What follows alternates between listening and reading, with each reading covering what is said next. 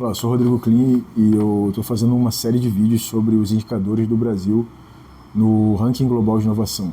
Então, se você tem interesse nesse assunto, se você trabalha na área técnica, na área de engenharia, se você pretende fazer engenharia, então é bom você ficar por aqui. Hoje eu vou falar sobre o 50º indicador, que é um indicador nas minhas contas, né, de acordo com o relatório de 2024, que é a importação de ICT, ou seja, de itens relacionados a telecomunicações e informática.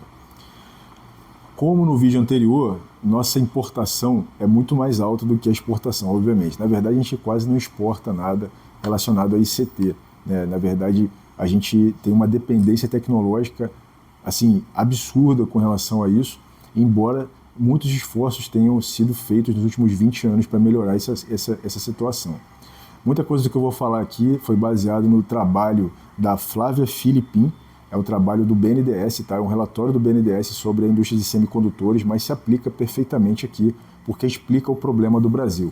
Então eu recomendo que você vá lá no site do BNDES e procure o trabalho dela, que é bem completo, e você vai ter uma noção mais precisa do que está acontecendo no Brasil nessa área. Mas para você entender, basicamente eu vou trazer um resumo aqui.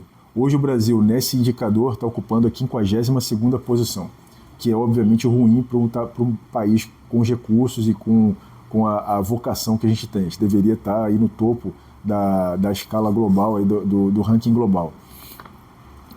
Hoje já são 42 instituições e empresas, sendo que 30 são instituições privadas. Esses números são de 2020, pode ser que isso tenha sido atualizado, né? No trabalho da Flávia, pode ser que isso tenha sido atualizado. Então tem uma grande evolução, uma concentração muito grande de empresas nessa área de hardware, de semicondutores, ali em Campinas, tá? E assim, Campinas vamos dizer assim, a campeã de produção de material nessa área, né? Especialmente semicondutores. Mas assim, o resultado do Brasil,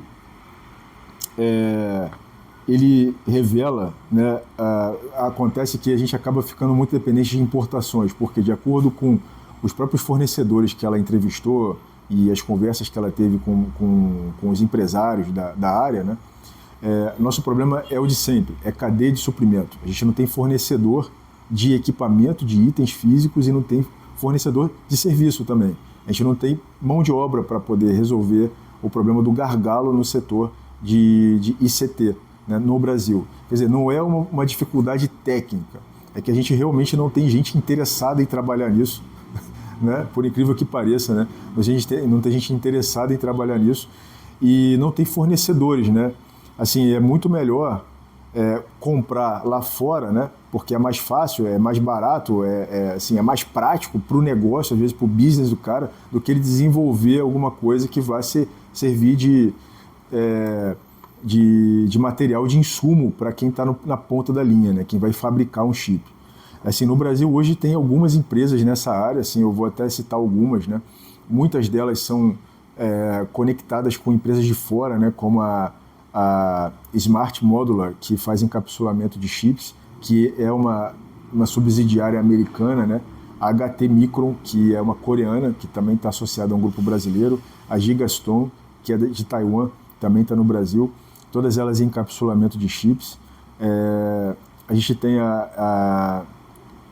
uma suíça na área de painéis solares, a Semicron, que é alemã, também na área de painéis solares, e na área de DH e de Fabless, né, que são as empresas que criam um chip, né, elas têm um chip e elas mandam alguém fabricar. É o mesmo modelo da NVIDIA, né, a Fabless, que ela tem um projeto e ela manda alguém fabricar. E o Design House. Design House é como se você tivesse um AutoCAD ali, entre aspas, né, e você faz o projeto do chip e você entrega para a empresa Fabless para ela poder sei lá, fazer o projeto dela, né? Então basicamente é isso.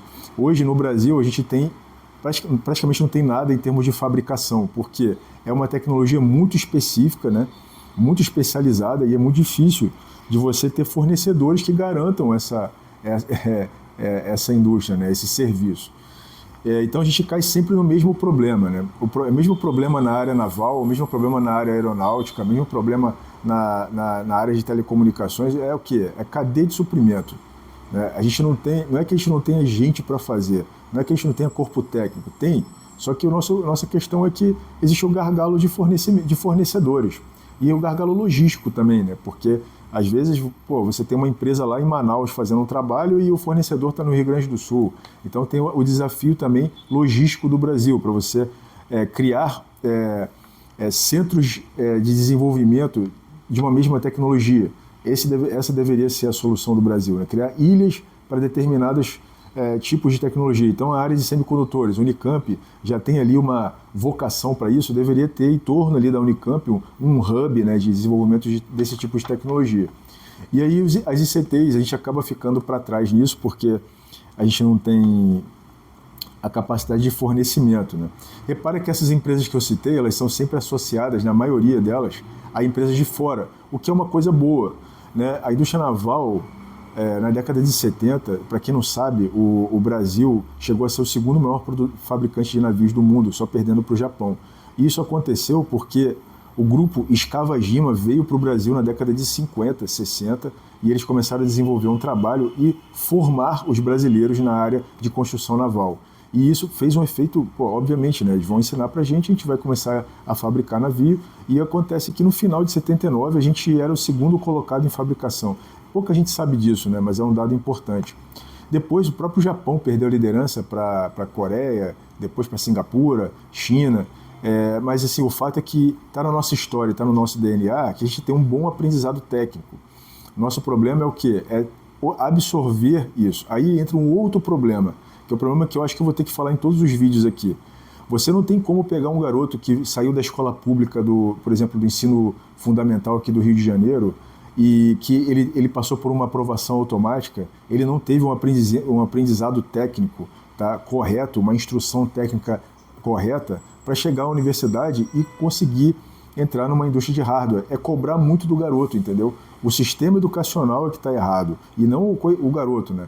Ele deveria ter sido instruído corretamente para poder chegar na universidade, fazer uma engenharia da computação, para poder produzir hardware, para poder se mudar para a Unicamp e poder desenvolver um projeto lá. Então a gente tem uma barreira educacional e talvez por isso, provavelmente por isso, a gente não tem pessoas para trabalhar nessa área, porque não existe um problema educacional, a gente não está formando gente para isso, né? A gente vai ter que trazer indiano, vai ter que trazer chinês para cá para ter uma indústria de semicondutores. Enquanto a gente não tiver gente para fazer isso, vai ficar complicado, né? Eu acho que, certamente, né, o calcanhar de Aquiles do Brasil é a educação, porque se o garoto ele não vai trabalhar numa empresa, ele vai ser um fornecedor para uma empresa dessa, né? Ele vai vai ajudar a desenvolver a indústria. E um outro comentário que está no relatório da Flávia Philippin, que é um relatório do BNDES, é a questão do incentivo do governo, né? Alguns entrevistados, né, por ela relatam a falta de incentivo do governo, um incentivo mais agressivo do governo nessa área de ICT. E aí é complicado, né, porque os empresários ficam reféns, né, de conseguir alguém que queira assumir o risco de investir numa infraestrutura de hardware aqui, de semicondutores, e acabar perdendo muito dinheiro porque é uma indústria de capital intensivo. Então eu gostaria de te convidar aqui a compartilhar esse vídeo, se você achou ele interessante. Eu acho que é um ano eleitoral, então é um ano em que a gente tem que refletir sobre isso, pensar nos nossos candidatos, que sejam candidatos técnicos, né, que tragam alguma proposta de solução técnica para o Brasil e não apenas de populismo, seja do lado A ou do lado B, e que eles tentem resolver esse problema, problema do atraso tecnológico, que não é por conta da capacidade do brasileiro, mas sim por conta da estrutura da indústria, né, que não tem cadeia de suprimento. Aí fica complicado.